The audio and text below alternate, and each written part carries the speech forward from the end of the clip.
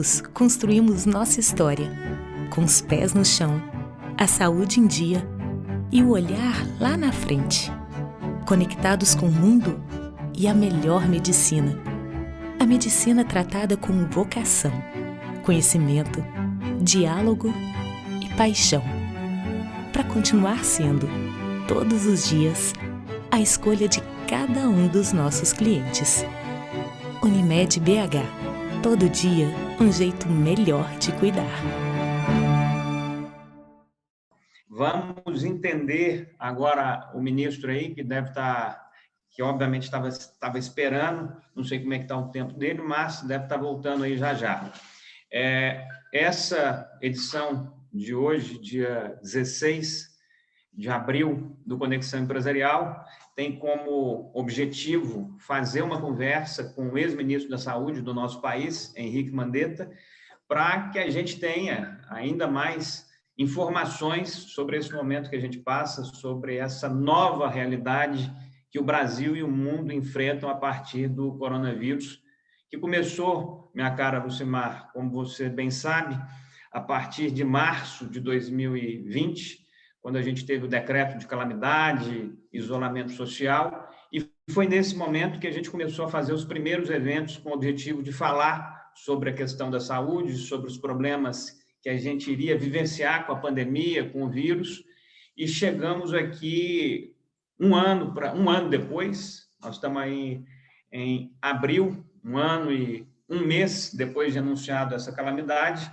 para conversar e para escutar um pouco de um dos personagens mais importantes desse momento, que é o ex-ministro da Saúde, que teve exatamente no período inicial da pandemia, no período inicial que chegou-se à conclusão que a gente tinha que entrar em processo de isolamento e por aí vai.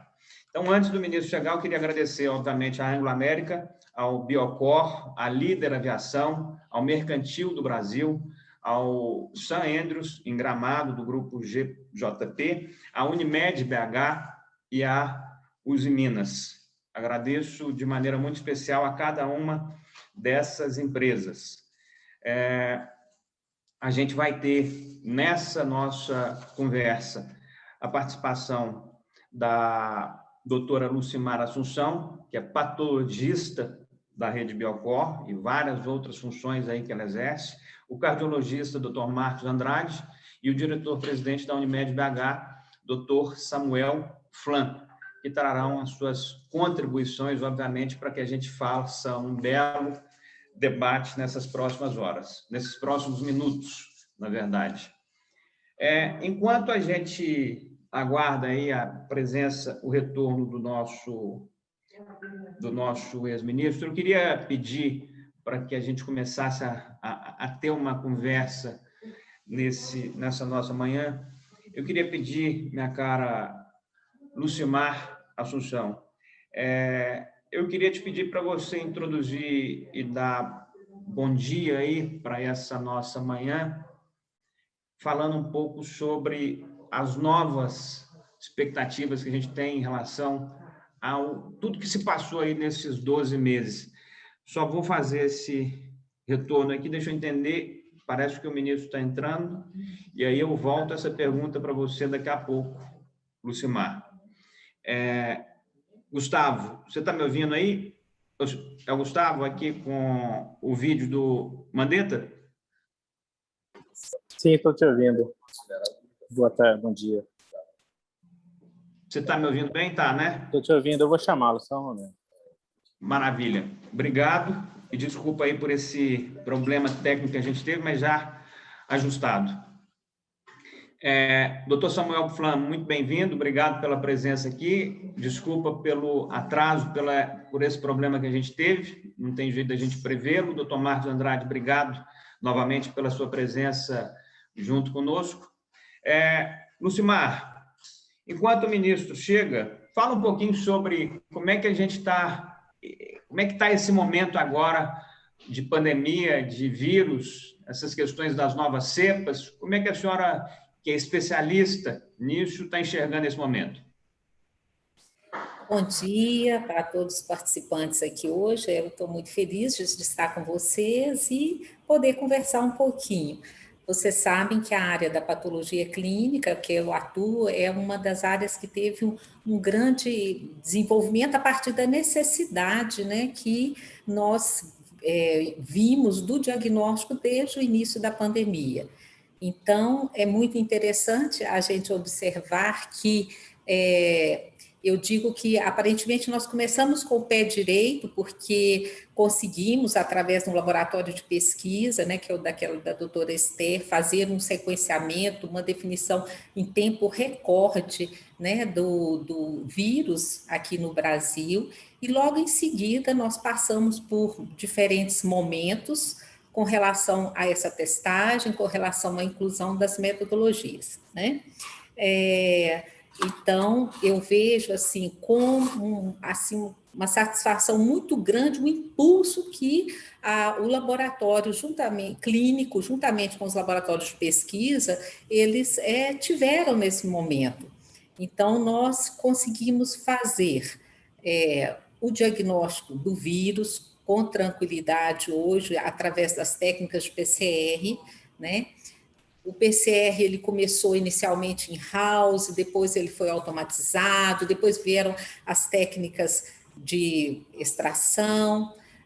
Nós vimos também introduzir os primeiros testes imunocromatográficos, depois os testes sorológicos, primeira, segunda geração, os testes de antígeno, os testes de amplificação isotérmica, quer dizer, todas essas palavras, todos esses métodos fazem parte hoje do dia a dia, né? Do médico, da rotina que pertence ao diagnóstico, tanto do vírus quanto também da questão da avaliação da infecção, que uma coisa é fazer o diagnóstico, outra vez se a pessoa foi exposta ao vírus. Então, eu estou fazendo esse preâmbulo justamente para poder ressaltar que, se por um lado nós tivemos um desafio muito grande, nós conseguimos responder a esse desafio através de todo esse arsenal de diagnóstico, mas também continuamos diante dessa tormenta, digamos assim, que é a falta de uma perspectiva atrelada a esse desenvolvimento. Então, hoje nós temos as variantes circulando, nós não temos talvez uma vigilância genômica adequada desde o início, porque são muitas cepas e todo esse processo tem permitido o aparecimento de novas variantes. E, mais uma vez, o laboratório vai poder contribuir hoje com uma possibilidade de fazer a genotipagem. Então, eu gostaria de, se for o caso, interromper nesse momento para que a gente possa integrar essa situação que, por um lado, ela é boa do ponto de vista das ferramentas, mas conturbada diante de um cenário todo, porque, ao mesmo tempo, nós vimos a utilização inadequada, né, dos testes. Nós vimos a enxurrada de testes que vieram para o Brasil com dificuldades de validação, a dificuldade de disseminação da informação correta para que o laboratório realmente pudesse apoiar. E agora nós temos a situação das variantes, né? Das variantes genômicas. Então, Maravilha. doutor Luiz, já apareceu aí o nosso convidado, né? Exato. Doutor Henrique Mandetta, primeiro te agradecer pela presença aqui conosco, pedir desculpa por conta desses inconvenientes que a gente teve aí nesse início, a gente não estava conseguindo fazer a integração, graças a Deus conseguimos ainda no tempo, mas pedimos muitas desculpas aí por esse problema inicial. Bem-vindo ao Conexão Empresarial, obrigado pela presença aqui, vou fazer uma breve colocação do senhor para que seja recebido à altura. Luiz Henrique Mandetta é médico pós-graduado em ortopedia e em gestão de serviços de saúde, especialista e bolsista em ortopedia pediátrica do The Scottish Rite Hospital of Children em Atlanta, nos Estados Unidos. Mandetta iniciou sua carreira como médico no Hospital Geral do Exército em Campo Grande, onde atuou também como no Hospital da Santa Casa. Foi secretário municipal da Saúde em Campo Grande, quando enfrentou uma das mais significativas infestações do Aedes aegypti. Foi presidente da Unimed Campo Grande, atuou como deputado federal de 2011 a 2018 pelo Mato Grosso do Sul e foi eleito deputado do Mercosul de 2011 a 2017. Entre janeiro de 2019 até abril de 2020, atuou como ministro da Saúde do Brasil, em um dos momentos mais difíceis da nossa história. A partir de 2020 a 2002, o ex-ministro vai liderar o Stop TB Partnership Board, uma iniciativa do Escritório das Nações Unidas, para serviços de projetos com base em Genebra, na Suíça. Seu principal desafio é reduzir a lacuna de investimento sustentável para combater a tuberculose, com foco na melhoria dos sistemas de saúde, tecnologias digitais e inovação em novos testes diagnósticos e medicamentos. Queria te dar boas-vindas, caro ministro, colocando aqui, só fazendo esse adendo, nós temos a presença do presidente da Unimed BH, que é o doutor Samuel Flam, a presença do cardiologista Marcos Andrade, que é um dos mais reconhecidos aqui de Minas Gerais, e a doutora Lucimara Assunção, que é médica patologista do Biocor, e uma das boas referências que a gente tem nesse assunto em Minas. E o PCO, que é o nosso anfitrião também, que já tem mais de 50 anos atuando na comunicação brasileira. Queria te dar essas boas-vindas e agradecer pelo momento que o senhor está aqui. Eu sei que hoje completa exatamente um ano que o senhor deixou o Ministério da Saúde, dia 16 de abril do ano passado. Nós estamos passando por um dos momentos mais complexos aí que a humanidade já enfrentou nesses últimos tempos. Nós temos acompanhado as suas falas ao longo desses últimos anos, em especial durante esse momento inicial de combate à pandemia. Vimos a seriedade, o empenho com que o senhor atuou nesse momento em prol dos brasileiros. E eu queria que o senhor começasse falando, obviamente, como é que é chegar aí, um ano depois de deixar o Ministério da Saúde, enxergar a realidade que a gente tem hoje no Brasil e fazendo, obviamente, um comparativo com a realidade que a gente tem no mundo. Seja muito bem-vindo. Eu que agradeço a Conexão Empresarial, Paulo César, PCO, pelo convite, revendo aqui meu amigo Samuel, de tantas lutas aí do sistema cooperativo brasileiro. Forte abraço, Mandetta. Saudade aí de Minas Gerais. Eu tenho uma avó mineira, né? A minha avó era nascida em Poços de Caldas, eu passava muito da minha infância, eu passava em Poços de Caldas e Belo Horizonte. Minha bisavó morava no bairro da Floresta. Eu era pequenininho, tinha um medo danado de encontrar o lobo mau lá, agora tenho uma vontade de voltar aqui em Belo. Marcos Andrade é uma referência não só para Minas, mas é uma referência nacional. Um prazer, uma honra para mim estar aqui com você nesse encontro. Lucimar, o olhar atento aí da patologia que tem sido o braço para decifrar muitos mistérios de uma doença nova. A crônica dessa doença, ela está sendo escrita. A gente tem que entender que a medicina, a ciência, ela leva uma curva muito longa para desvendar os mistérios. Tem doenças que nós conhecemos aí há 500 anos e ainda temos dúvidas. Portanto, é natural que a ciência tenha muito mais dúvidas do que certezas nesse momento, pelo tempo pequeno que a gente está convivendo com ela. Ela começa com uma apresentação ao mundo pela China, dizendo simplesmente, olha, tivemos aqui uma pneumonia causada por um vírus, é um vírus novo da classe corona, ponto. Não havia mais nada a não ser isso. Logo na sequência, a Organização Mundial da Saúde leva alguns dias, se reúne, fica completamente dividida, e ela faz um procedimento no Regulamento Sanitário Internacional novo.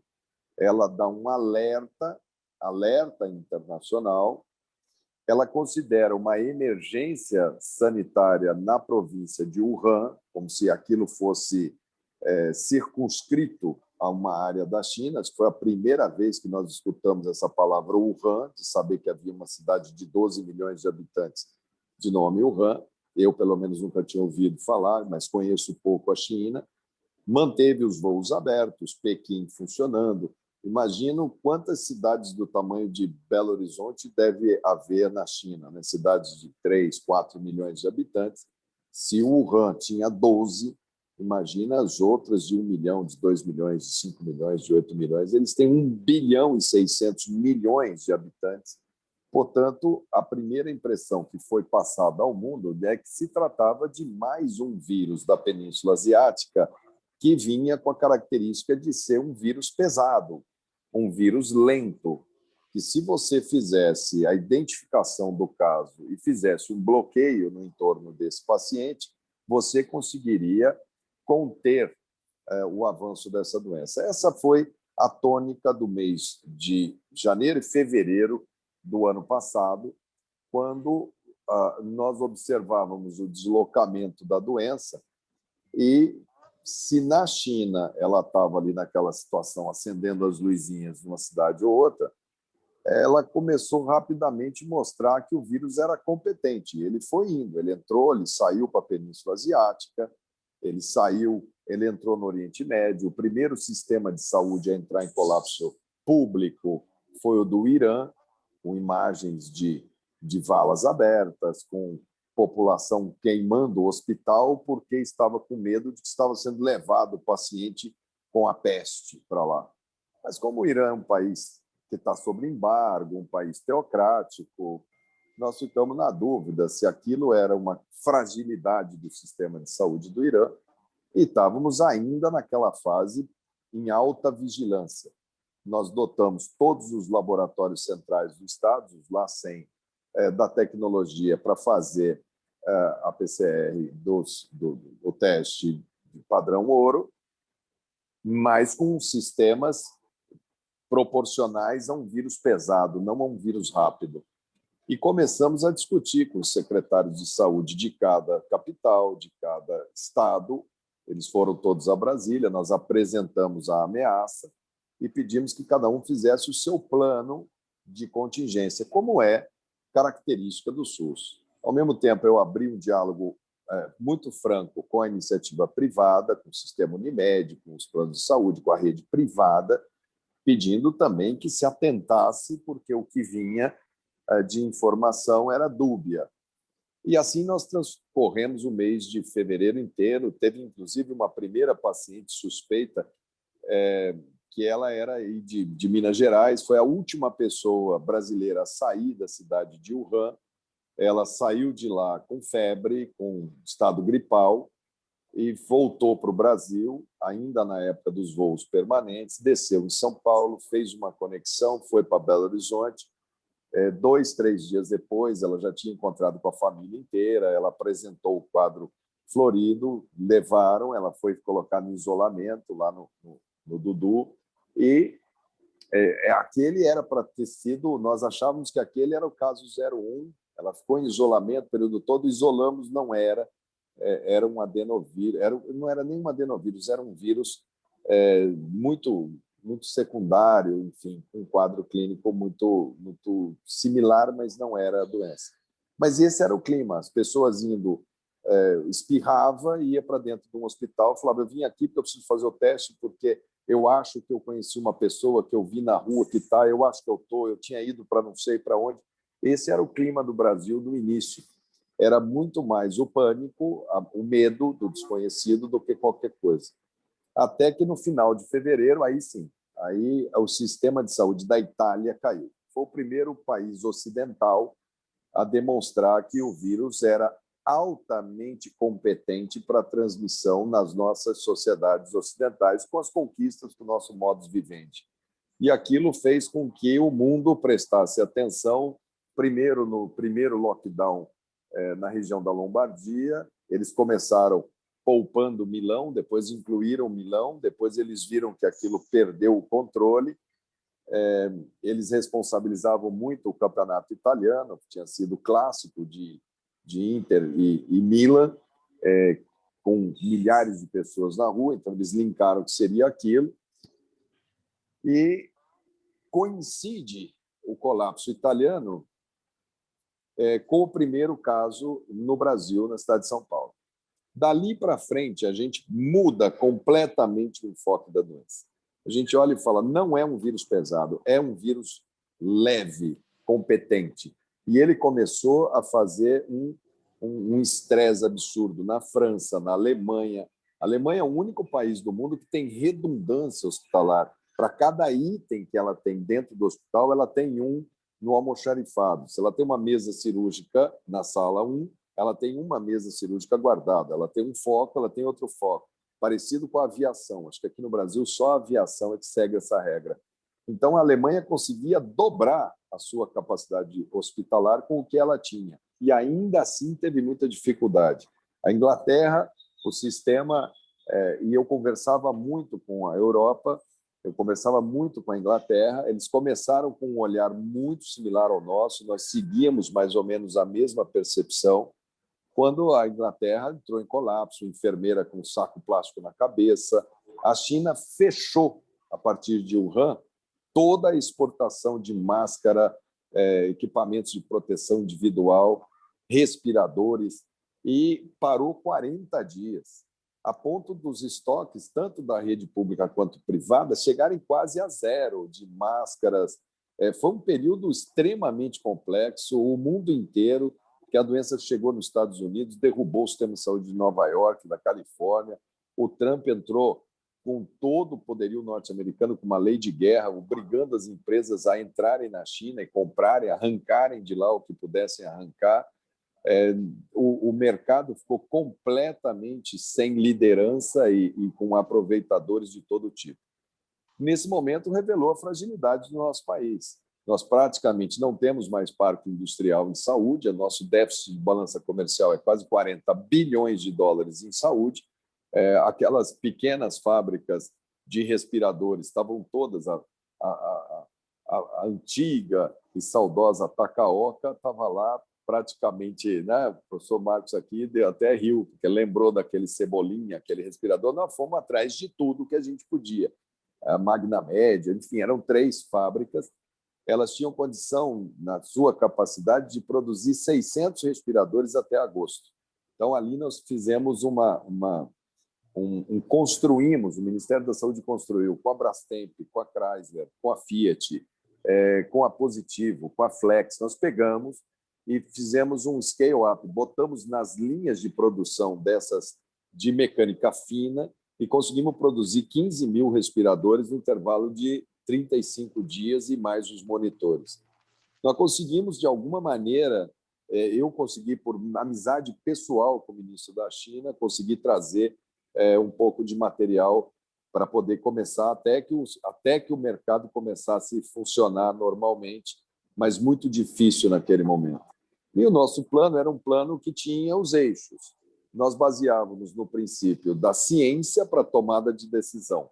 O foco permanente no vírus, porque ele era o nosso adversário, e disciplina, que era para a gente poder ter um diálogo com a população.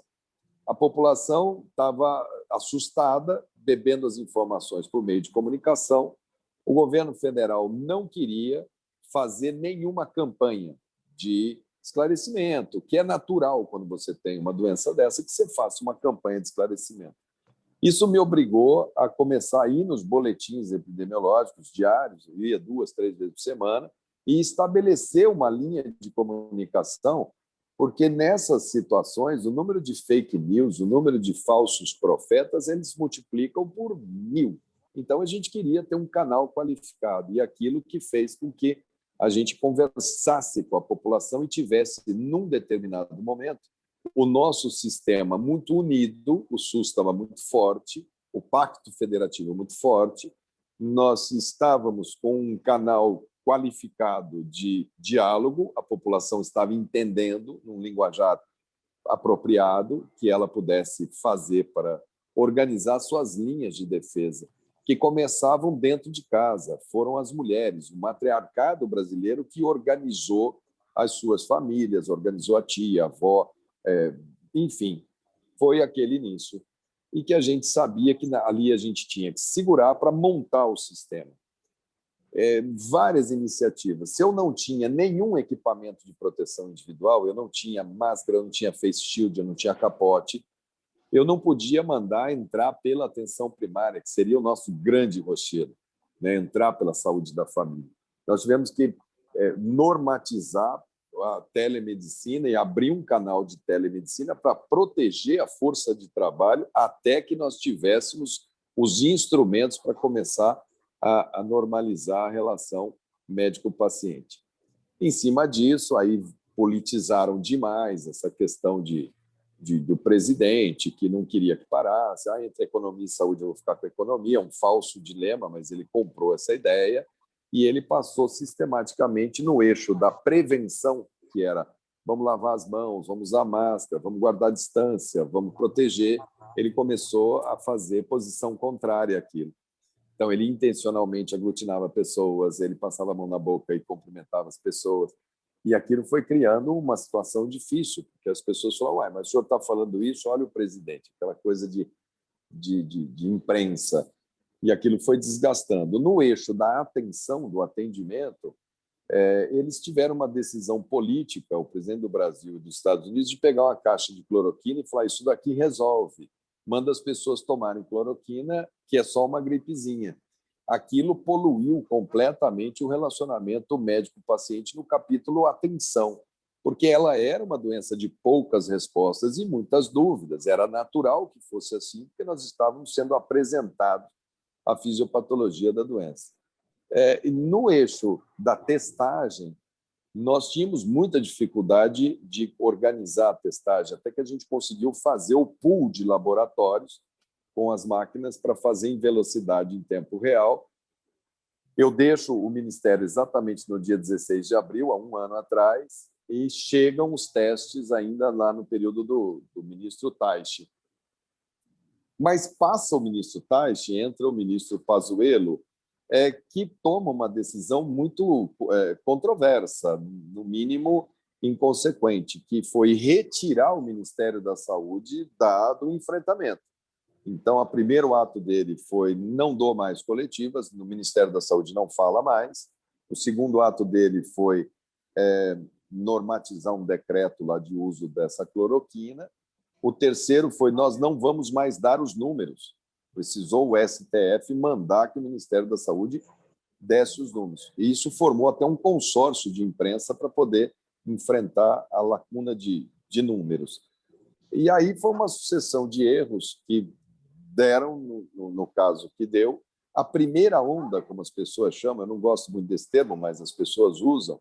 Eu acho que como muitas providências foram tomadas naquele período, de redimensionamento de medicamento, contato direto com a Sociedade Brasileira de Cardio, de intensivismo, os melhores, a USP, a UFMG, FUNED, Butantan, Medicina Tropical, Evandro Chagas, Fiocruz, todos como conselheiros ad hoc do ministro. Nós, Brasil, acoplados à Academia Europeia e à Academia Norte-Americana e à Latino-Americana, nós no centro da tomada de decisões, sabendo das nossas forças, nossas fraquezas, muita coisa foi preparada e eles escolheram quase como se aquilo tivesse caído de graça. Se não tivesse sido tomado, talvez aquela primeira onda, como as pessoas falam, teria sido pior do que essa. Porque se tivesse pego o sistema sem leito de CTI, sem equipamento, sem nada, eu acho que nós teríamos tido uma letalidade muito alta. Atravessamos esse ano passado negligenciando sistematicamente, perdemos muitos colegas. O Brasil é um dos países do mundo que mais perdeu médico, mais perdeu enfermeiro, mais perdeu fisioterapeuta especializado em intensivismo. As pessoas entraram em burnout, em fadiga, porque muitos contaminaram seus pais, suas esposas, seus filhos com a doença, e para administrar aquilo foi muito complicado. E o grande pecado, que esse eu não vou entender jamais, que em agosto do ano passado, Eu, quando estava no Ministério, a gente monitorava a saída para vírus, sempre foi vacina. Era a maneira que a humanidade lidou melhor com o vírus foi vacina. Um retroviral específico demoraria mais tempo do que os testes de vacina. Quando eu estava no Ministério, elas estavam todas em fase 1, laboratório, e em maio elas começaram a fase 2, que é aquela fase de teste humano com pouca gente. Quando eles começam a fase 3, os laboratórios começaram a procurar os países. E o Brasil foi procurado, não porque eles são bonzinhos, é porque a gente tem a melhor rede de aplicação, de delivery da vacina. E, inexplicavelmente, o Brasil não quis comprar um mix de vacina com logísticas diferentes, porque não haveria jamais um laboratório que conseguiria produzir exclusivo para nós. Aí ficou uma briga política do governo de São Paulo com o governo federal pela paternidade da solução vacina, largaram completamente, tivemos uma eleição para prefeito que foi todo mundo para a rua, depois tivemos um dezembro de transição de máquinas municipais. A exceção que eu coloco sempre é a Prefeitura de Belo Horizonte, extremamente competente, uma equipe muito forte de assessoramento, uma tomada de decisão sempre muito dura, mas muito importante. Isso reflete nos números. BH deve ser a menor letalidade entre as capitais brasileiras, que foi a Prefeitura de BH. E alguns outros exemplos que a gente tem, mas a de BH chama a atenção pela tomada de decisão. Aí a gente passa o mês de janeiro, o brasileiro se apropria do verão, vai para balneário, vai para tudo, vem o carnaval, e o Ministério da Saúde, deitado em berço esplêndido, sequer monitorou a genética das cepas. Manaus, que teve um quadro muito alto na primeira onda, era natural que, se tivéssemos uma variante, ali seria de alta probabilidade. Não deu outra. Essa variante ela vem com uma capacidade maior de transmissão, ela não é mais grave que a primeira, mas ela transmite mais, a carga viral é maior, e eles não tinham preparado nem o oxigênio, nem o medicamento, nem a reposição ou a capacitação melhor possível dessa força de trabalho, não debruçaram sobre o problema. Ela veio, as mortes de Manaus foram por asfixia, que talvez seja, para quem já presenciou óbitos por asfixia, talvez seja a mais angustiante e cruel das mortes, e isso foi generalizado naquela cidade. E agora nós estamos no meio desse pesadelo. A epidemia ela agora se estabilizou nesse platô alto. Embora comece a cair o número de casos pelas medidas restritivas, a mortalidade, a letalidade vai ser alta, porque a qualidade do cuidado caiu muito. Então, nós vamos conviver com menos casos e mortes mais elevadas por um tempo, e os números são todos muito ruins, os prognósticos também muito ruins. A perspectiva de vacina, eles assinaram tem mais ou menos uns 30 dias, 40 dias. Nós não sabemos quando vão chegar, mas aparentemente irão chegar no segundo semestre em quantidade alta. Nós estamos vacinando no limite do que pode produzir, principalmente o Butantan, agora que a Fiocruz começa a entregar uns lotes com mais consistência, mas devemos ter a entrada da Johnson, devemos ter a entrada da Pfizer, devemos ter vacina, sim, e acho que até o final do ano, até outubro, novembro, a gente deve estar com a situação melhor controlada. Eu vi ontem os números de Israel, que chegou a 58% de vacinação, praticamente somente 0,8% dos vacinados tiveram necessidade de ir para a CTI, enquanto na pré-vacina era muito alto. Então, doma-se essa questão. O Brasil vai ficar num descompasso, perdeu o time da vacina. Nós estamos sofrendo, o que nós estamos sofrendo agora, por essa decisão equivocada de não comprar, deliberadamente não comprar, e depois apostar no movimento anti-vacina. Parece que não, mas essas frases, olha, eu não sei o que essa vacina vai fazer com você, você vai virar um jacaré, isso faz mal.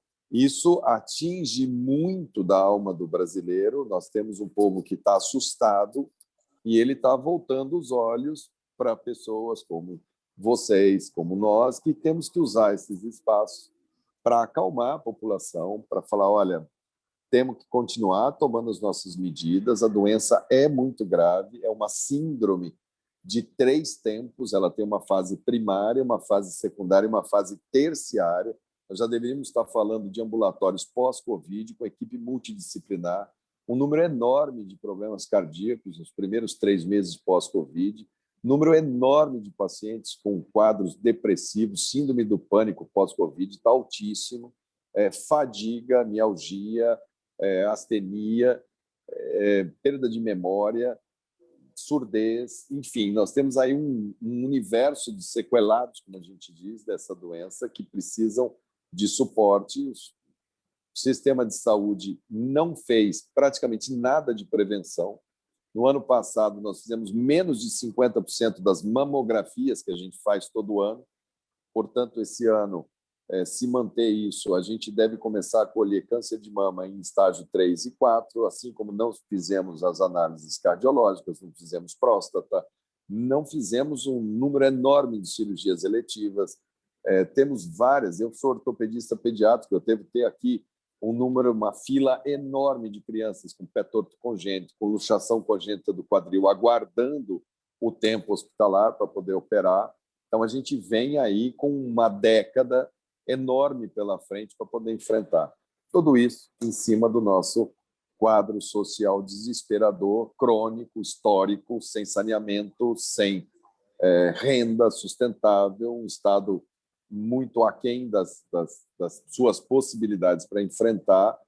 O povo está com fome, a periferia está passando fome, a crise está enorme e a gente vê um país à deriva, um país perdido, e agora vai começar uma discussão de CPI para ver quem estava certo e quem estava errado, no meio da pandemia, no nosso 4º ministro da Saúde, o que resume bem a maneira como a gente conduziu isso. Eu fui muito longo, muito comprido, mas eu achei que era bom a gente contextualizar do primeiro dia até aqui. Agora a gente fica aí à vontade para bater papo sobre qualquer um desses pontos ou outros que eu eventualmente não tenha levantado.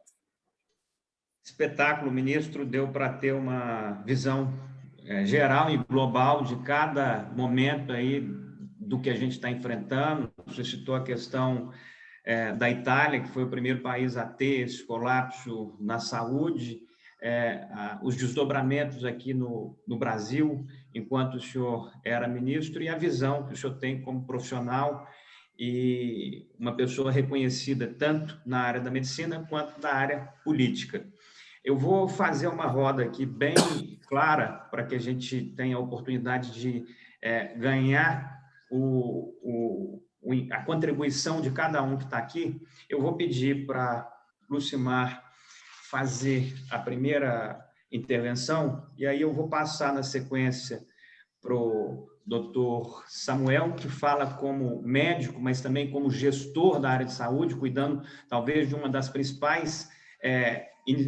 principais negócios desta área no Brasil, pelo tamanho que é em Belo Horizonte, pela importância que tem para uma cidade como Belo Horizonte.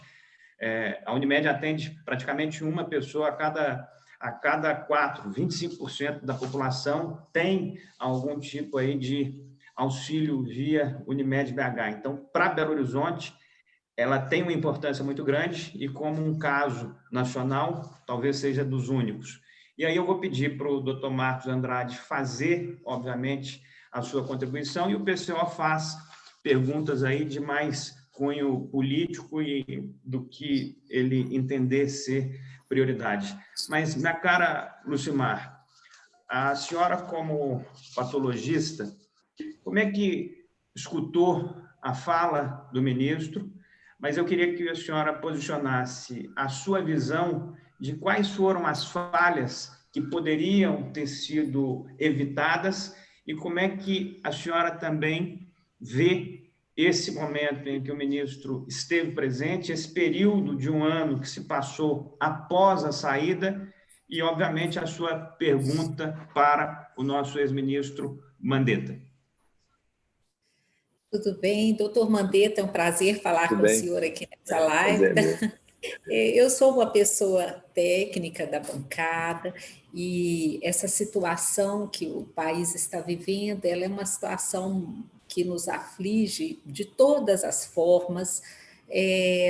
Eu gosto muito de ouvir quando, né, ao término de toda a sua explicação, porque uma das coisas que mais me chama a atenção nesse processo é a capacidade de diálogo, que, na minha opinião, seria fundamental, muito importante para construir a liderança que eu chamo de liderança positiva, que seria aquela capacidade de chegar em todas as camadas da população com uma informação que cientificamente validada, obviamente que não seria uma resposta perfeita, mas uma resposta que fosse acompanhando a evolução do conhecimento da medicina, porque realmente essa é uma doença nova e que nós estamos a cada dia estudando como nunca para poder entender melhor o que a gente precisa fazer, o como trabalhar, enfim, em todas as frentes, né? Então, é um desafio como nunca aconteceu. E do ponto de vista do laboratório, a contribuição fundamental é no diagnóstico, ou seja, é um momento de absoluta incerteza. Então, todas as frentes procuram, no apoio, que é o diagnóstico, a confirmação, a certeza. Eu tenho a impressão que, quando da sua saída, havia um movimento grande em relação à testagem, em relação à prevenção, porque nós já tínhamos os bons exemplos dos países que tinham sido bem-sucedidos, né? Nós tivemos uma vantagem, digamos assim, competitiva em relação ao vírus, de estarmos um pouco adiante na pandemia e saber que o pilar da prevenção, do diagnóstico, do rastreio, da instituição de medidas de bloqueio, de isolamento, eram fundamentais, né? Obviamente que não tínhamos todo esse arsenal disponível. Nós encontramos os laboratórios sem um aparelhamento adequado.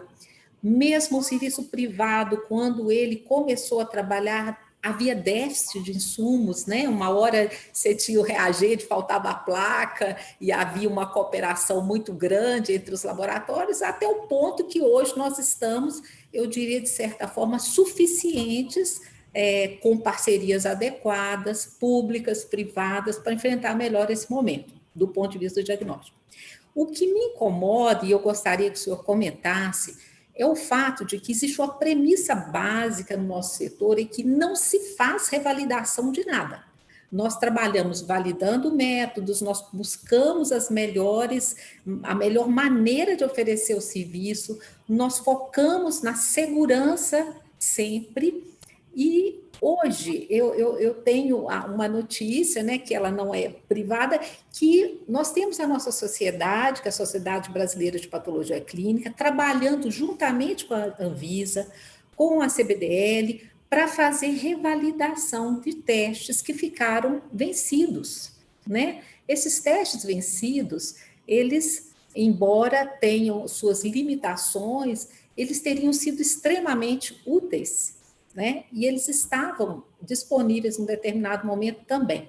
Então, assim, em que momento houve essa falta de, digamos assim, de entendimento, de liderança, vontades, não sei qual seria o termo mais adequado, para que esse viés do isolamento, do diagnóstico, da prevenção fosse aplicado? É claro que o Brasil é um país, né, já adianto que ele é dimensão continental, né, tem várias características, mas nós temos um serviço público e temos os agentes de saúde e, na minha visão, essa força, ela ficou enfraquecida, ela não tomou a frente que eu esperava que tivesse de protagonismo e prevenção nessa doença. Não sei se ficou claro, mas eu estou aberta às perguntas para esclarecer melhor.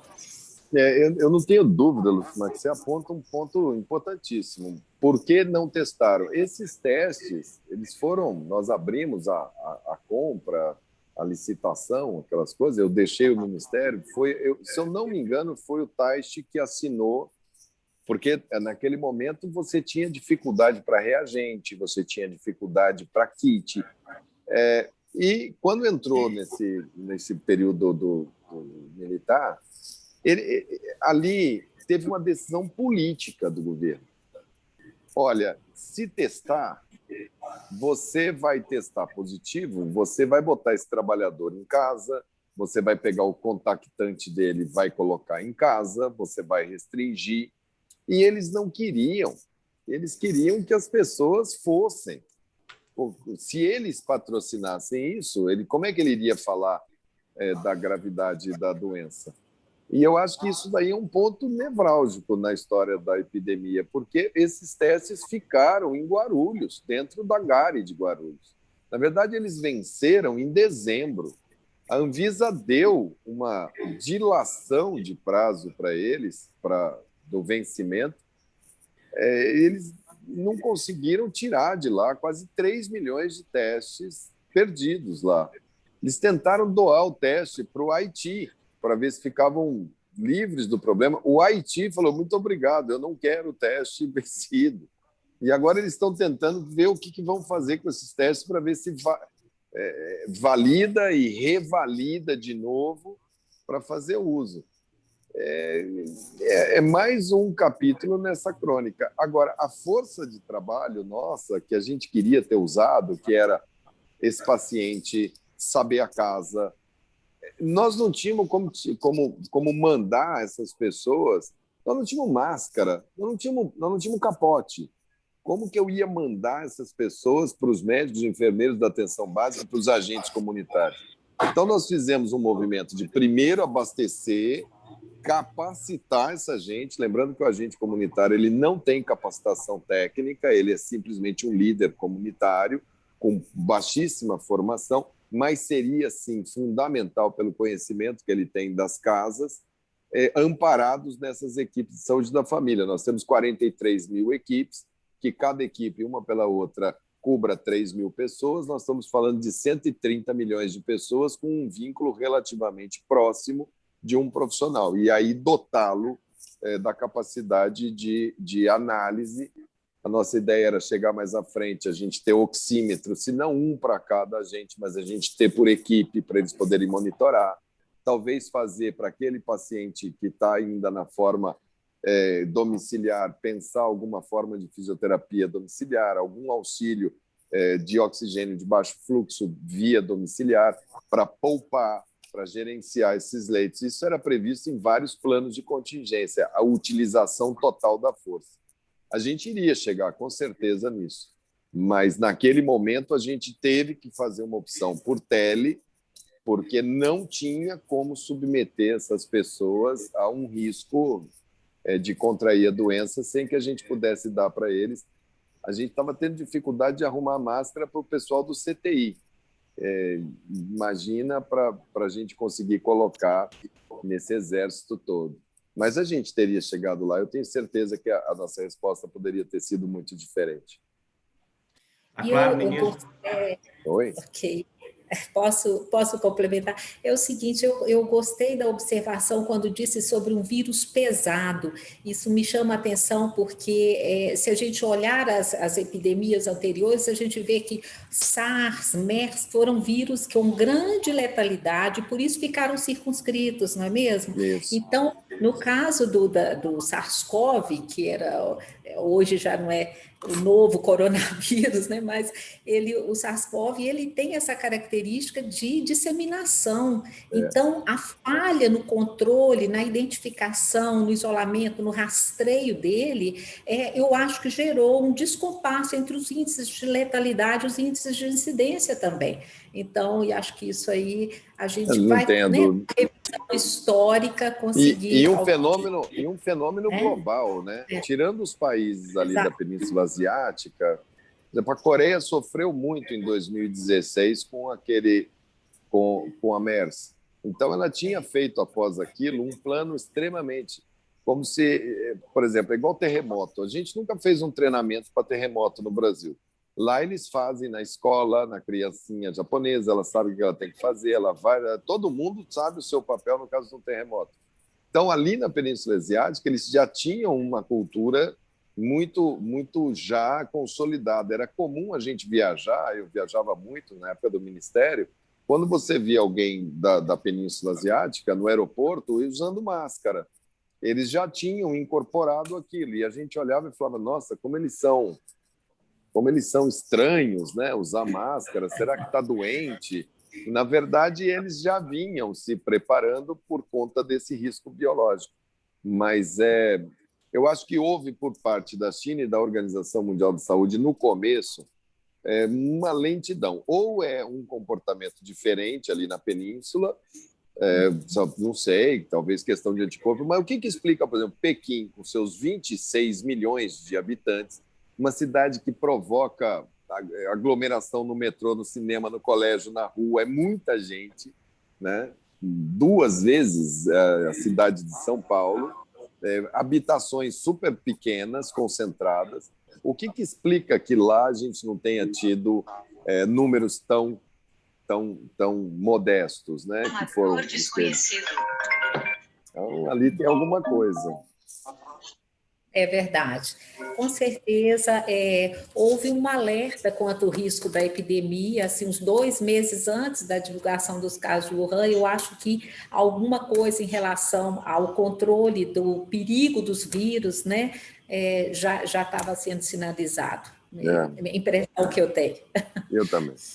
Muito obrigado, Lucimar. Eu vou fazer agora uma nova participação aqui acontecer, a do Dr. Samuel Flan. Aproveitando essas situações aí que falaram de localidades, eu vou pedir para o próprio Dr. Samuel, antes de fazer a pergunta, o questionamento para o nosso ministro Mandetta, falar um pouco sobre como é que foi para Belo Horizonte. O próprio ministro citou aí a questão do prefeito de Belo Horizonte, que teve uma atitude diferenciada em relação ao Brasil, sofreu críticas, está sofrendo ainda, mas certamente teve os seus benefícios. Eu queria que você, meu caro Samuel, como profissional da saúde, como gestor do principal plano, de um dos principais serviços de saúde que a gente tem em Belo Horizonte, no Brasil, falasse um pouco sobre o que se passou em Belo Horizonte, quais foram as principais ações aí que a Unimed tomou e como é que você está enxergando daqui para frente e fazendo, obviamente, a sua contribuição e a sua pergunta ao nosso ex-ministro Mandetta. Bem, quero cumprimentar meu amigo Mandetta, Marcos Andrade, Lucimar, colegas, a você, Gustavo e Paulo, meu forte abraço e a todos aqueles que estão nos ouvindo agora. Eu vou começar contando a história. O ano passado, provavelmente no final de março, eu conversei pelo telefone com o Mandetta, nós conversamos, eu não sei exatamente a data, mas isso provavelmente deve ter sido final de março. E uma das colocações era quais eram as expectativas que a gente tinha pela frente. E o Mandetta, por ter ocupado o cargo de presidente da Unimed Campo Grande, conhecia a Unimed Belo Horizonte, e uma das colocações que ele tinha me feito é que a Unimed Belo Horizonte fosse um exemplo para as Unimeds do Brasil naquele momento, certo? Então, eu acho que é interessante hoje. Nós temos sobre a nossa responsabilidade 1.321.000 pessoas na região metropolitana. Fôssemos nós uma cidade, a gente seria a 13ª cidade do Brasil. Igual você cita o volume de pessoas na China, nós estamos colocando aqui o tamanho da nossa responsabilidade. Naquele momento, nós começamos a trabalhar junto com a Prefeitura de Belo Horizonte. Nós desenvolvemos um sistema de consulta online que hoje atingiu a mais de 300.000 clientes, só da Unimed Belo Horizonte, no sentido de evitar com que as pessoas circulassem pela cidade, não só aqueles que achavam que estavam doentes, mas aqueles que estavam infectados. Cedemos esse sistema para a Prefeitura de Belo Horizonte, sem ônus, passamos a trabalhar juntos os dados, as equipes. Então, assim, foi um momento interessante. É lógico que teve uma série de coisas aí nesse ínterim ao longo desse ano, mas a conclusão, e eu fico super satisfeito disso estar sendo visto no Brasil como um todo, que a situação em Belo Horizonte foi diferente da situação em todos os lugares. Nós passamos a trabalhar com o modelo na Unimed Belo Horizonte, saímos do modelo just in time, né, que era aquele modelo de entrega, igual os carros fazem, você coloca na hora, para trabalhar um modelo just in case. Me lembra muito o que você falou da Alemanha, que para cada coisa que você estava usando, você tinha outra no almoxarifado, de forma que você pudesse fazer a expansão. Nós tivemos, basicamente, dentro da nossa análise, 3 ondas, né? A primeira, abril, maio do ano passado, com mais intensidade, depois novembro e dezembro, e agora essa que veio em final de fevereiro, pós-carnaval, até agora, nesse momento que a gente está vivendo.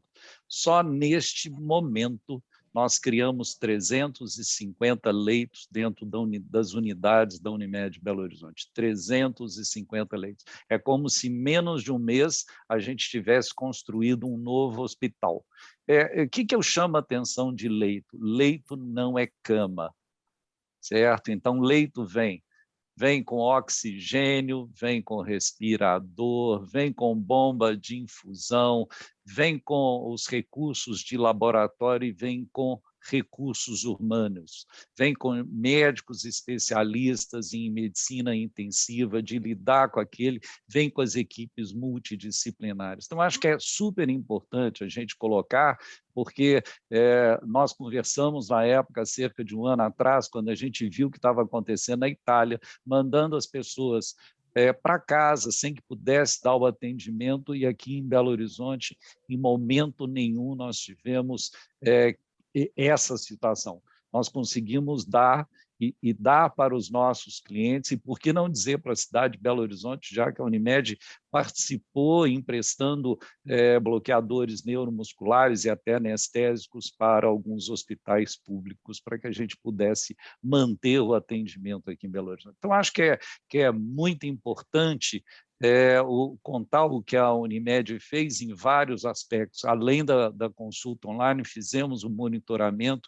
Naquele início que houve a suspensão das consultas eletivas, que vários hospitais que atendem Unimed e atendem SUS, que ao tirar as eletivas ficaram sem recursos para pagar suas folhas de pagamento, a Unimed antecipou o pagamento para esses hospitais. Lembrando que quase todos os hospitais de Belo Horizonte que atendem a Unimed, cerca de 60% dos leitos são destinados a clientes da Unimed. E a rede própria da Unimed, nesse momento, ela atendeu a quase 50% de todas essas demandas desse paciente.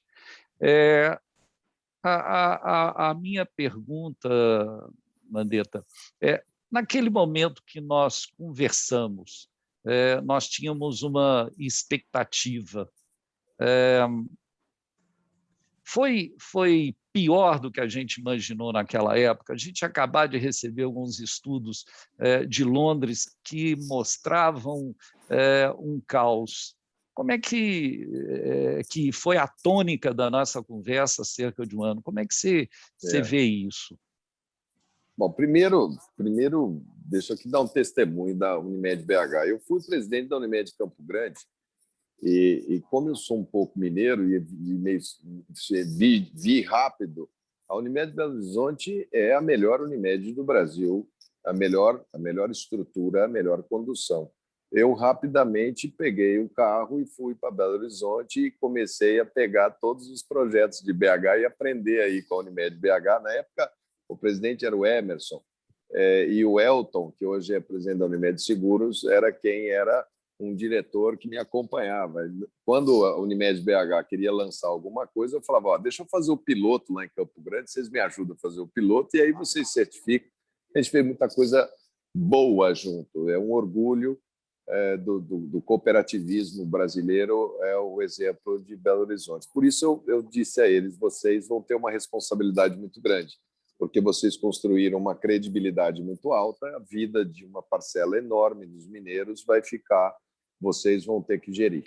Na época, eu conversava com o Samuel e com outros colegas e com outros gestores que me perguntavam sempre, mas para onde que vai isso? Qual é a perspectiva? O que vocês estão esperando?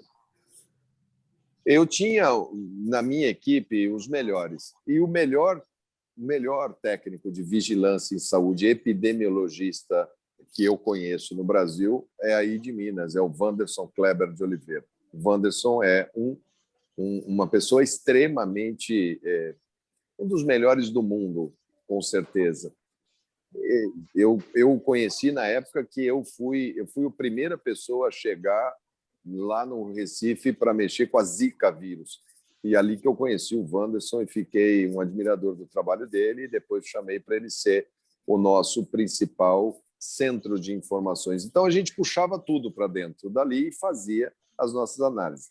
Tinha uma análise do Imperial College, que eles trabalhavam com um delta de tempo de 24 meses. Então, ele dava um número de 1 milhão de mortos em 2 anos. Mas aquilo era muito longe, porque aquilo poderia sofrer uma série de...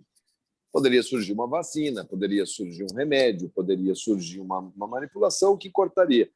Então, eu resolvi trabalhar até 31 de dezembro desse ano de 2020. Falei, vamos botar o nosso tempo até dezembro de 2020. Por quê? Uma vacina, que era o que me parecia a coisa mais plausível, com o esforço mundial, talvez no final do ano ela deva chegar como efetivamente chegou. Então, nós fizemos as nossas projeções todas e nós tínhamos 3 cenários. Um otimista, mas muito otimista. Uma coisa assim, se o Brasil fosse a Nova Zelândia, aquela coisa surreal. Aí nós contávamos ali, eu dividi os grupos. Eu pus o Gabardo, falei, Gabardo, você vai fazer o cenário super otimista, que nós vamos testar todo mundo, que nós vamos isolar todo mundo, que o Brasil vai estar super unido, que vai ser uma coisa que o SUS vai entrar em campo, que nós vamos monitorar, que nós vamos passar álcool, que nós vamos fazer tudo o que está dentro do script. Nós chegávamos de 30 a 40 mil óbitos até 31 de dezembro. Aí eu botei o Wanderson e falei, faça o realista até 31 de dezembro, com as nossas fraquezas, com as nossas fragilidades, com as nossas diferenças sociais, testando, fazendo o que a gente pode fazer, o que você calcula. Ele ficou em torno de 80 a 100 mil óbitos. E peguei um grupo e falei, agora vamos fazer se fizermos errado. Se não conseguimos testar, se ficarmos divididos, se a questão social falar mais forte, para onde vai? Nós chegamos até 31 de dezembro em 180 mil possíveis óbitos. Eu nunca falava isso lá naquelas coletivas, porque eu achava que isso só ia trazer preocupação, né? Mas levei para o presidente, falei, o caminho que o senhor está querendo ir, nós vamos chegar em dezembro com 180 mil óbitos. É muito óbito para um ano de uma doença só. E eles não acreditaram, eles acreditavam mais naquele pessoal tinha um pessoal de São Paulo com as caixas de cloroquina, tinha o Osmar Terra falando que era 2.000 mortes, ia acabar em 6 semanas. Arrumaram gente para validar um pensamento torto. Nós chegamos em 31 de dezembro com 192 mil óbitos. Ou seja, o cenário mais duro se concretizou. Depois a gente já fez cenários para esse ano, não são bons, eu também não trabalho mais, eu não falo, eu acho que é contra isso que a gente tem que lutar, mas essa média agora de óbitos diários no Brasil, os próximos 15 dias a gente vai fazer mais 30 mil, 35 mil óbitos, a gente já vai bater 400 mil nesse mês. Então, nunca é tarde para a gente lutar contra a história natural dessa doença. E eu espero de coração que o Brasil consiga achar nas suas forças, nós estamos muito à deriva, achar um ponto de comunhão e equilíbrio entre essa crise socioeconômica absurda e essa crise sanitária absurda. Me preocupa demais alguns fatores que não planejados. Um deles é o medicamento, esse que você citou, que vocês tiveram que remanejar para os hospitais. E isso daí era um dos pontos que a gente monitorava na curva ABC. Se você não tiver o kit intubação, o rocurônio, curare, enfim, não só para intubar, mas como para conduzir o paciente ali dentro. E se acaba para anestesia geral. Você não consegue operar uma apendicite em condição ideal. Você começa a ter morte correlata. É uma pessoa que infarta, ele chega e não tem o sistema para atender ele. É como a falta de oxigênio. Se acabar o oxigênio, você não tem o que fazer, porque ele dá suporte à vida. Então, eu desejo aí que essa equipe que entrou no Ministério da Saúde consiga pacificar o mais rápido possível com importação, com compra internacional, para dar as condições mínimas. E a coisa mais louvável de Belo Horizonte, não houve nenhuma morte por desassistência, nem no setor público, nem privado. Viver ou morrer é desígnio de Deus. Agora, a chance de lutar pela vida é dever nosso, como gestor. E aí a BH está de parabéns pelo trabalho que fez. E a luta é dura mesmo. E quando eu falo gestor, estou falando aqui Samuel, estou falando Unimed BH, parece uma coisa abstrata. Então, para a gente materializar, meu respeito, a minha admiração, meu muito obrigado aos médicos, aos enfermeiros, aos fisioterapeutas, ao pessoal que está pondo a mão. Eles estão lutando uma guerra surda, invisível, com óbito diário na mão deles. São eles que são os verdadeiros heróis dessa história toda, porque estão sofrendo junto com o doente, com a família do doente. Até o luto, essa doença tira da gente o direito de exercitar.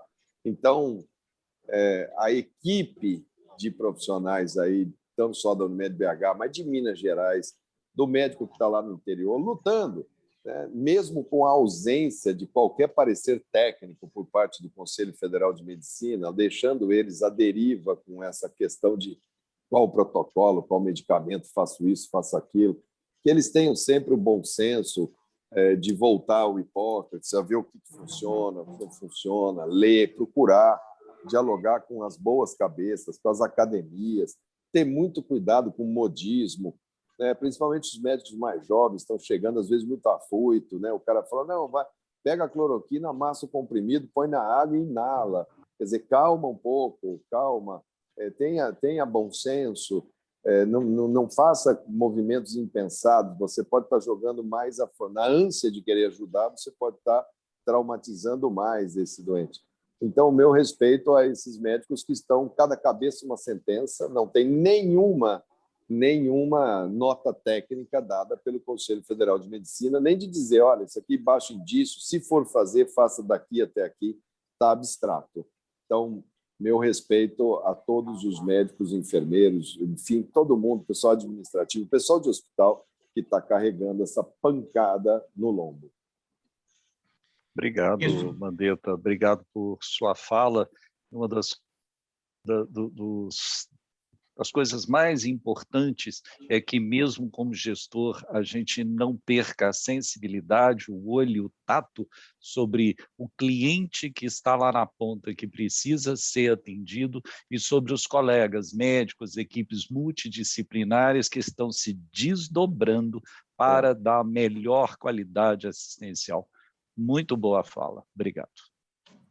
Obrigado, ministro. Vou passar agora para o PCO. O PCO vai fazer a sua pergunta e aí eu já vou pedir para o doutor Marcos se preparar para fazer uma síntese aí do que ele escutou, seu posicionamento, a sua pergunta, e aí a gente encerra essa nossa manhã, já pedindo desculpa ao ministro pelo atraso por conta de questões técnicas, mas agradeço a cada uma das pessoas que estão aqui, tem centenas de pessoas participando conosco ao longo dessa manhã. PCO, por favor.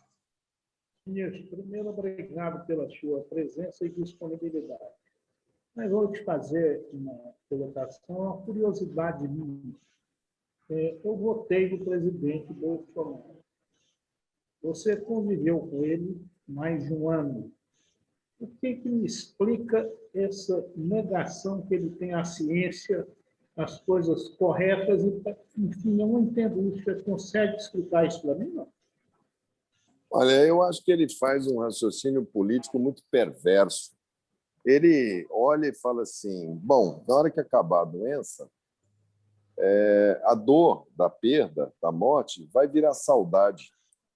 E e quando acabar eu vou poder dizer, olha, a crise está assim porque eles fizeram, a ciência fez.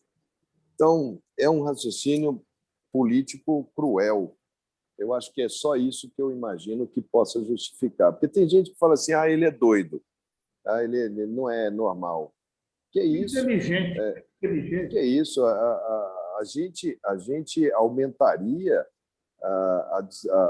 o estigmatismo contra a doença mental. Nós estamos aí na luta antimanicomial, tentando fazer diagnóstico, e a doença mental ela tem tratamento.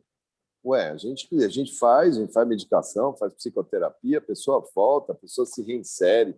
No caso dele, não tem nada de patológico ali. O outro fala, não, ele faz isso porque ele é burro. Não é burro, não. Ele está fazendo uma manipulação, ele consegue, através de carne aos leões diariamente, fazer com que pessoas o sigam na maior barbaridade. Se ele espancar uma criança, é capaz deles falarem que a criança era comunista, que ia comer o presidente. Então, aí eles conseguem justificar. Quer dizer, ele conseguiu manipular o cérebro de muita gente que o segue. Então, ele tem seus predicados. Agora, o resultado que ele quer é um resultado pensando em como que ele vai justificar os desastres. Eu nunca tive ligação próxima com ele. Eles me chamaram para fazer um trabalho técnico, eu achei que devia aceitar.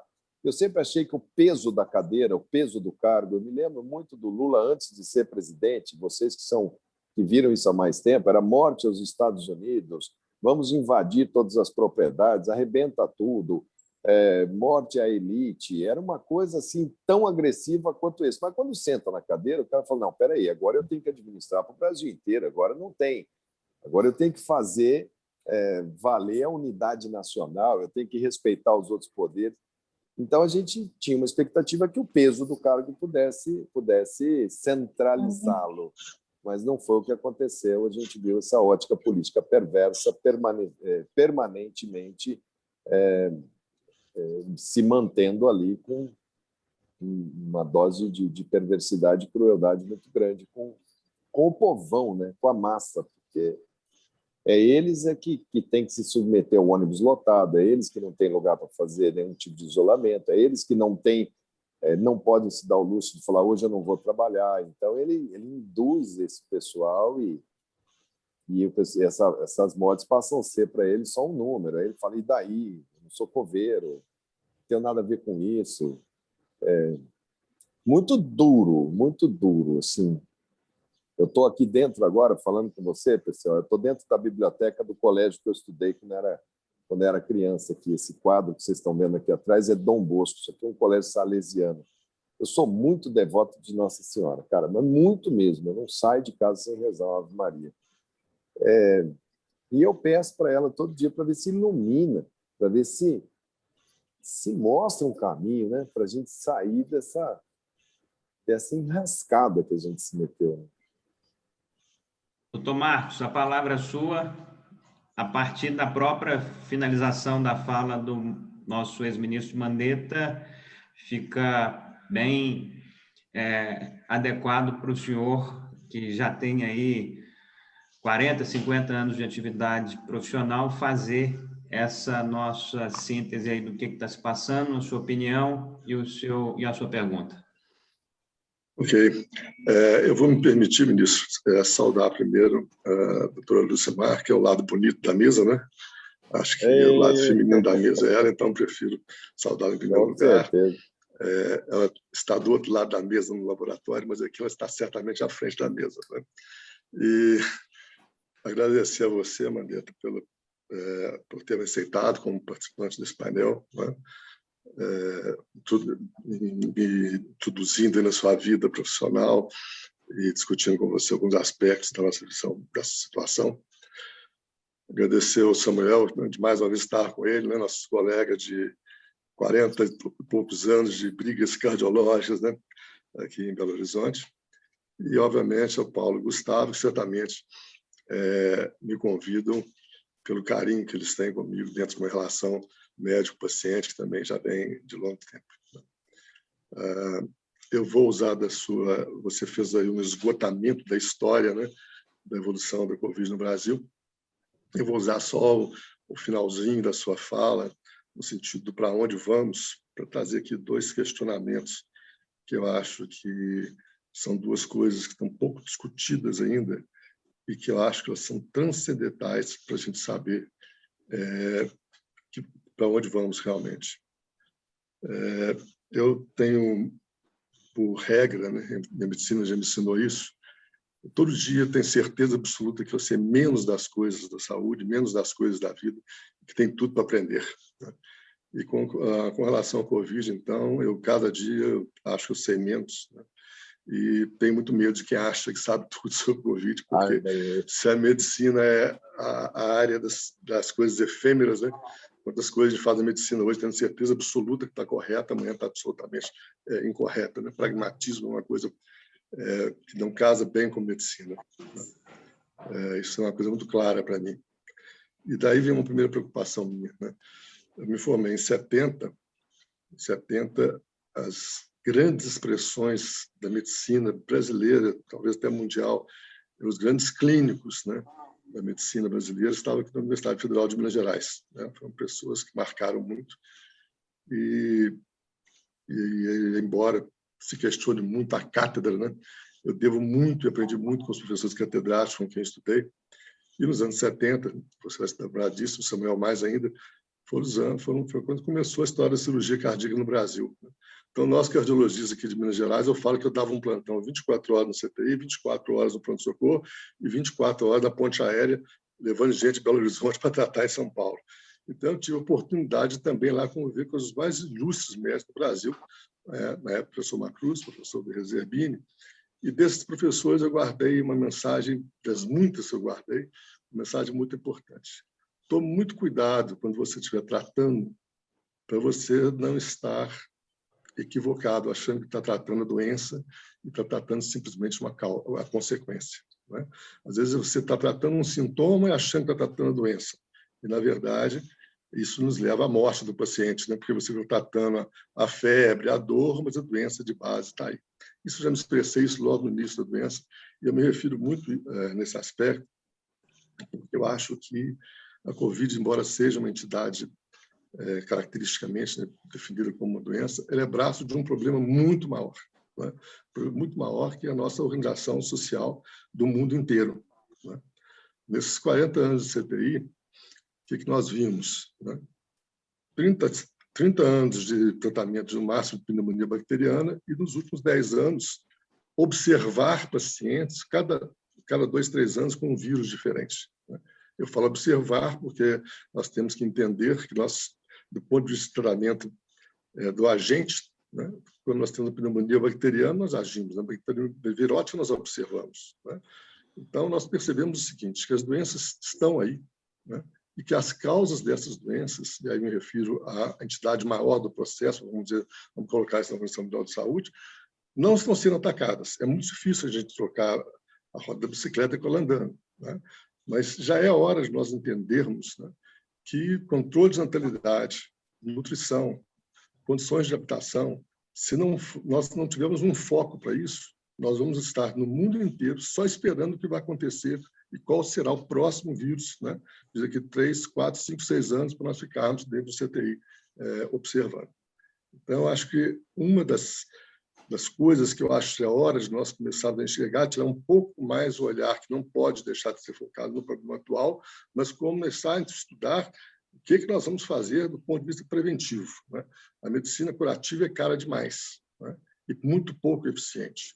A medicina preventiva ela é teoricamente mais barata, efetivamente mais barata, e resolve de uma maneira muito mais efetiva.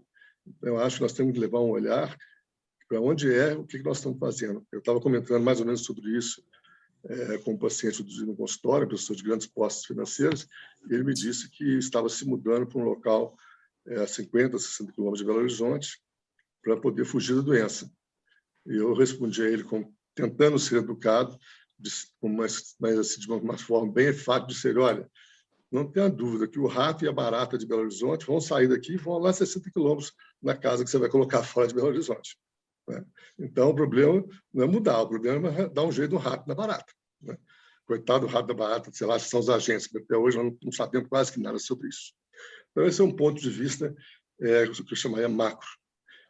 E como eu disse, Marieta, eu não vou lhe fazer uma pergunta, eu vou pedir que você critique esses dois pontos de vista que eu vou colocar.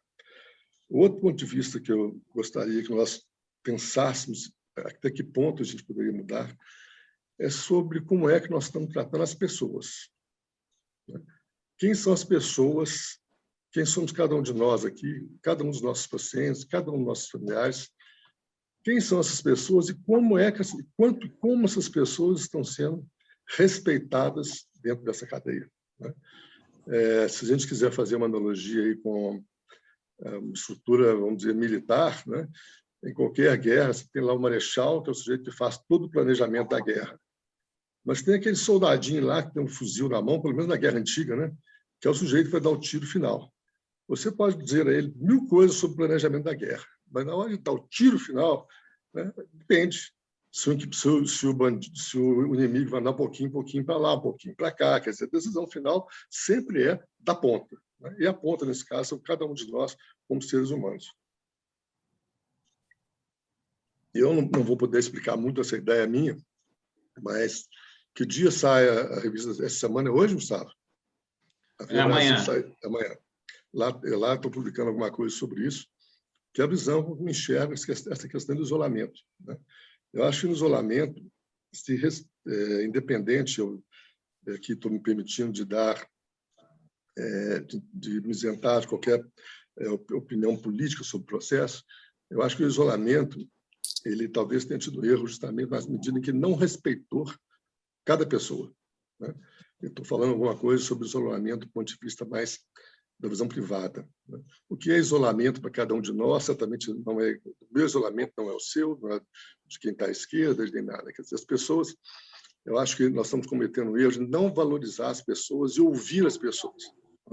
Então, você citou a Prefeitura de Belo Horizonte, o trabalho macro que ela fez, mas talvez em todo esse processo que a gente tenhamos errado, eu falo de novo que não tenho a menor pretensão de estar certo, na minha opinião, é de não valorizar o que as pessoas pensam, o que as pessoas querem para elas próprias e como é que elas querem se conduzir em cada caso. Então, se eu tenho uma posição particular, se eu consigo, no meu consultório, propiciar as pessoas que trabalham aqui a ida e vinda do trabalho dela de uma maneira privada.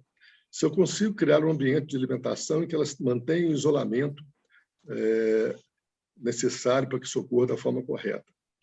E essas pessoas, e eu estou dando aqui um exemplo hipotético, moram numa região, um local em que, pela vida em trabalhar, elas têm que pegar ônibus lotados, e tem, por questão social, às vezes, mora em um local quando não consegue se isolar, o verdadeiro isolamento dela se faz no momento que ela está no trabalho.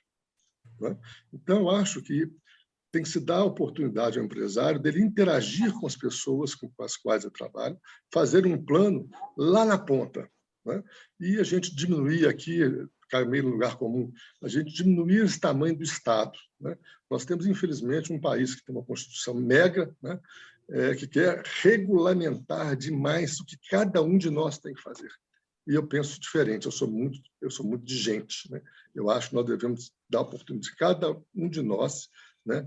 A função do Estado é dar as regras gerais, dar informação, explicar o que é doença, explicar como prevenir, o que deve ser feito, mas respeitar um pouco mais a definição de cada pessoa, entendendo perfeitamente que isso talvez seja alguma coisa utópica, ou talvez esteja algum erro maior. Eu acho que é uma coisa que eu gostaria de trazer à discussão. É esse papel do macrodiagnóstico, no sentido da gente ver como vamos evitar as novas doenças virais, e elas virão. Quem discutir isso, não vamos ter mais isso, certamente ninguém vai falar isso, E essa responsabilidade que eu acho que deve ser dada a cada um de nós como pessoas humanas. Eu gostaria, então, ao invés de fazer alguma pergunta, pedir a sua opinião sobre isso, Você que tem essa visão mais macro que a minha. Você está coberto de razão nos dois pontos de vista, não tenha dúvida. No primeiro, que é o desconhecido, as referências, eu tenho a bênção de ser filho de médico. Meu pai tem 90 anos, tem 65 anos de medicina, formado naquela escola do Rio de Janeiro, dos anos 50. Aliás, uma das minhas grandes referências em ortopedia é aí de Minas, professor Márcio Ibrahim de Carvalho, com quem eu tive o prazer de estar junto algumas vezes. Mas sabe que está muito bem de saúde, é meu cliente, eu meu sei. amigo. Está muito bem de saúde, tanto ele quanto o Romeu, irmão dele, né? Manda um abraço para ele. Fala que a gente... Meu pai é muito amigo dele. Mas, enfim, essa geração deles estudou muita filosofia, porque a medicina é ramo da filosofia. Hipócrates era um filósofo, dali que a gente deriva. Por isso não somos uma ciência, somos uma arte. E quando você tem uma doença nova, que a ciência não tem nada sobre ela, nós só sabemos que é um vírus, e ainda assim vale muito pouca coisa, porque da observação clínica é que esse vírus serve para existir ou não, a gente tem que voltar nos princípios. O primeiro princípio é um princípio muito simplório até. Sem diagnóstico não há tratamento. E hoje, quanta gente erra o tratamento porque o diagnóstico não está bem fechado. E nessa doença, o diagnóstico passa pelo diagnóstico que a gente vai ter que fazer como humanidade.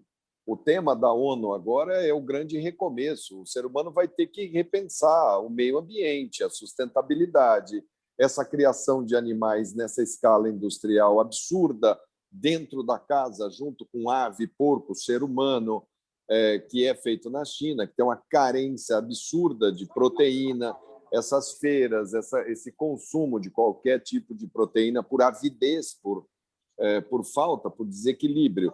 Então, como organizar isso? Vem aí um grande recomeço para o mundo. O vírus ele não ataca o indivíduo, ele ataca a sociedade como um todo. No sistema de saúde, a gente se preocupa do colapso, que é quando você não tem o sistema. Olha, acabou o oxigênio, acabou os remédios, ou acabaram os médicos, ou acabaram as enfermeiras, não tenho como atender não só você com corona, mas qualquer patologia.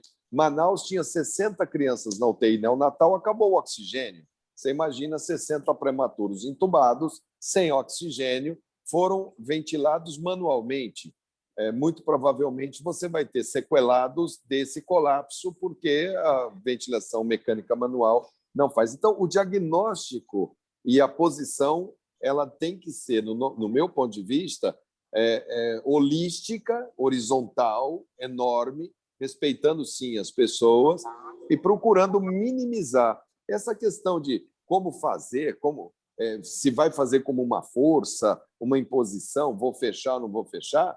Muitas vezes o gestor do todo, no caso o prefeito ou o governador, ele está na mesa dele com a possibilidade do colapso. Olha, se você aumentar mais, acaba teu medicamento em X dias. Se você aumentar mais casos, acaba teu CTI em tantas horas. Se você aumentar mais, acaba o oxigênio. Então, ele tem por obrigação de ofício. O que eu acho de Belo Horizonte é que ela tem um conselho de assessoramento técnico da Escola Mineira de saúde pública, de interpretação, de epidemiologia muito boa, é um pessoal muito adensado, muito respeitado. Então, eu acho que eles devem estar tomando muitas medidas em função da análise desse pessoal.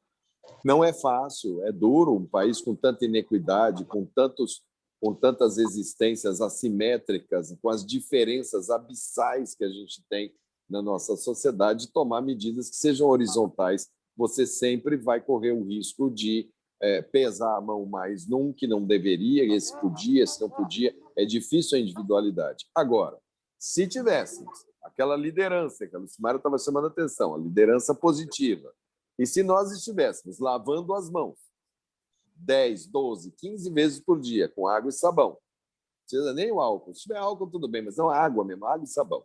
Se nós usarmos uma máscara que seja de pano, se nós mantivermos a distância de 2 metros, mas e o ônibus, como é que faz? Se tivesse o próprio empresariado falar, eu vou descasar um pouco meus turnos, eu vou jogar o meu pessoal, vai vir às 10, vai ficar até mais tarde, enfim, utilizar maneiras de diminuir a chance do vírus, testar e falar, você está positivo, segura, eu te substituo depois, eu acredito que nós estaríamos muito distante de falar dessas medidas mais mais duras, mais polêmicas. Tenho visto no Brasil elas serem tomadas depois do leite derramado. Aí, depois que você já está no colapso ou no pré-colapso, você fala para tudo, você vai viver duas crises, a do colapso e a da transmissão. Então, é duro, não é fácil, mas acho que eu sempre gosto das crises para ver se a gente sai maior delas, para ver se a gente sai dessa crise reconhecendo a nossa insuficiência, a nossa limitação, a ausência de liderança mundial em saúde, um regulamento sanitário arcaico, a falta, por exemplo, não dá para o mundo concentrar toda a produção de bens de saúde por essa lógica asiática de produção. Na hora que a China fechou, ela estrangulou o mundo. O Trump, ele foi na televisão com um pedacinho de papel, que era uma máscara, que custa 6 centavos, falando, olha, eu consegui trazer esse papel aqui para os Estados Unidos, nós estávamos sem. Olha que vergonha para a maior potência do mundo o presidente comemorar que conseguiu comprar um pedaço de papel. Então, isso são lições duras. Esse vírus está sendo extremamente duro. É uma crise de valores, é uma crise de identidade, é uma crise econômica, é uma crise social, é uma crise educacional. Ela é a maior crise. Se o século XXI tivesse um começo simbólico, assim como o século XX teve a Primeira Guerra Mundial, o craque da Bolsa de 29, né, segundo Eric Hobsbawm, breve século XX, dali até a ida à Lua, o nosso começa com esse vírus. Isso vai estar no livro de história daqui a 100 anos. Meus netos vão ler e falar, olha, o que eles fizeram, o que cada um dessa gente fez. Vão olhar, provavelmente, eu espero que daqui a 20, 30, 50 anos eles olhem e falam como eles eram atrasados, como eles eram pequenos, por que eles não foram por esse caminho que era tão mais lógico. Eu espero que a gente deixe dos nossos erros um aprendizado e dos nossos acertos um farol. O acerto primeiro tem que ser que a gente precisa reconhecer as nossas limitações perante o meio ambiente, perante o sistema habitacional. O Brasil tem 50% da população sem esgoto. Nós estamos vivendo em cima de dejeto. Nós estamos entupindo tudo que é riacho nosso com dejeto. Isso vai pagar preço caro, ponto. Habitação aglomerada, as áreas de exclusão social. O Rio de Janeiro, se você levar ao pé da letra, ele pode ser que ele já tenha mais pessoas vivendo em situação de exclusão social. Antigamente, o Rio tinha uma favela. Agora, o Rio de Janeiro tem uma grande favela que convive com uma grande cidade. E isso é um pesadelo em todas as grandes cidades. Eu sobrevoei Belo Horizonte quando teve aquela enchente que destruiu o centro de BH, que vocês devem se lembrar. Eu fui de helicóptero e depois me reuni com o governador, com o prefeito, para tentar reconstruir. E a visão aérea de BH retrata também essas áreas de exclusão social, de grande adensamento, de grande aglomerado, onde a gente vê o espaço para que essas situações.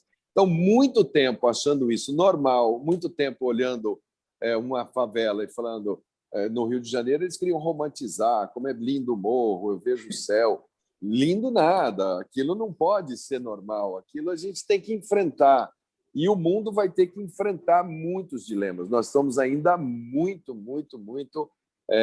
infantis, achando que as nossas ações não têm consequência nesse tipo de situação. E vai aparecer esse vírus, que tem uma letalidade aí de 1%, 2%, 1,5%, dependendo da sociedade, até mais ou menos, mas já vai aparecer um com uma letalidade de 10%, de 20%, e com alta transmissibilidade. Já imaginou um pesadelo?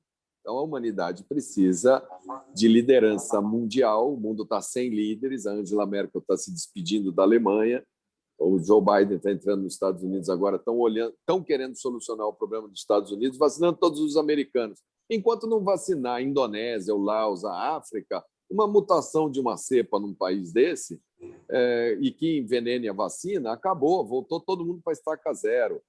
Né? O mundo vai ter que fazer 8 bilhões de vacinas, de doses, para segurar essa doença de uma maneira mais racional.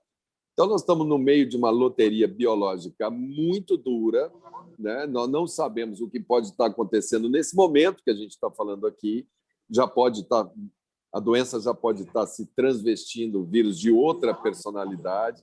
São bilhões de organismos interagindo, vivos, e a gente tem que estar muito atento. A única coisa que a gente tem que fazer nesse momento, nós da medicina, é seguir os princípios hipocráticos. Se sem diagnóstico não há tratamento, o segundo princípio é não nocere. Nós não podemos ser mais nocivos do que a situação que trouxe doente até nós, é proibido, né? Para isso, a gente tem que saber o risco-benefício das ações. Então, medicamento que não tem benefício explícito, você está correndo só o risco. Isso a gente está ofendendo o princípio. Se isso, quando eu pelo menos aprendi assim, se você ofende o princípio, você erra tudo, né? Então, e se puder curar, cure. Se não puder curar, controle. Agora, se não puder curar nem controlar, fique do lado do seu paciente, fique solidário a ele e não abandone o seu paciente.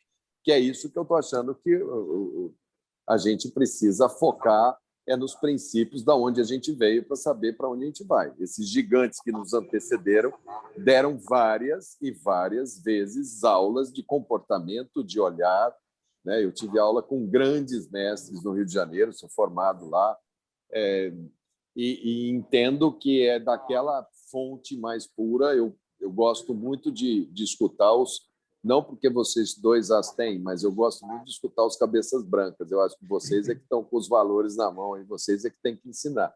O meu está meio preto ainda, mas é de família, porque é uma parte aí de italiano do sul da Itália, mas já está começando a aparecer os brancos aqui. Mas é isso aí, você está coberto de razão. Esse último ano aí fez uma faixa aqui. Agora não tem mais, não. Mandetta, obviamente a vontade seria de permanecer aqui por mais tempo, vontade e perguntas certamente tem várias. Eu acredito que a gente teve um tempo aqui para poder termos um entendimento muito qualificado em relação a esse movimento que começou lá no começo de 2020. Óbvio que a gente teria muito o que perguntar para você em relação à perspectiva política, a como é que você imagina o 2022. O Eduardo Bernes me passou uma pergunta aqui, perguntando como é que você enxerga o Bolsonaro a partir do que passou nesses últimos tempos em 2022. Eu não vou avançar nessas perguntas, porque eu sei que o senhor tem outros compromissos, mas vou já fazer o Paulo César te convidar para que esteja conosco em um momento muito especial para nós, a partir do segundo semestre deste ano. Então, nós vamos te fazer um novo convite, que eu acho que o senhor vai gostar bastante, e queria agradecer, então, a cada uma das Gustavo, pessoas aqui. Só um segundinho. O Mandetta citou o The Great Reset, o grande recomeço. Só dizer que a Unimed Belo Horizonte é a única operadora de saúde do Brasil a ser convidada a participar desse fórum, e tudo isso pelo trabalho desenvolvido no ano passado, 2020, com foco na sociedade em que a gente vive. Então, só para colocar isso aí. Obrigado, Gustavo, desculpa a interferência. De jeito nenhum. Obrigado a você, meu caro Samuel, presidente da Unimed BH, presente aqui conosco, a Lucimara Assunção, patologista do Biocor, participando aqui conosco também, meu muito obrigado. Dr. Marcos Andrade, referência da cardiologia, não vou falar mais de Minas, vou seguir o seu conselho do Brasil. E ao nosso Mandetta, por tudo que o senhor fez como agente público, como profissional da saúde, a sua dedicação explícita nesse momento que a gente começou o trabalho contra a pandemia, todas as suas colocações naquelas entrevistas coletivas, cada mensagem que o senhor colocava realmente diminuía a ansiedade e minimizava os problemas em relação a todo cidadão brasileiro. Foi uma pena que acabou com essas coletivas, com os informes tão explícitos como estava tendo. Peço realmente que o senhor continue a sua missão aí como agente público e como profissional da saúde, podendo inspirar mais gente, podendo ajudar mais o nosso Brasil. Agradeço aqui à Anglo América, ao Biocor, à Líder Aviação, ao Mercantil do Brasil, ao St. Andrews em Gramado, à Unimed BH e à Uzi Minas. Muito obrigado a cada um de vocês, em especial ao nosso convidado, Luiz Henrique Mandetta. Obrigado a cada um. Valeu. Obrigado, Gustavo. Obrigado, Paulo César. Obrigado a todos vocês, colegas que estiveram aqui com a gente. De coração, que a mensagem final fique para todo mundo aí. Vamos juntar as forças, vamos juntos, lavem as mãos, use máscara, não aglomera, mantenha a distância e, tendo a oportunidade de vacinar, vacine. A saída vai ser todo mundo junto, muita fé em Deus, muita fé em Nossa Senhora, que há de pacificar o coração de todas essas famílias que perderam suas vidas. E os meus respeitos profundos às equipes que estão trabalhando na linha de frente do enfrentamento dessa doença. Obrigado pelo convite. Um abraço e até breve. Obrigado. Um abraço a todos. Obrigado a todos. Até o próximo Conexão Empresarial. Obrigado.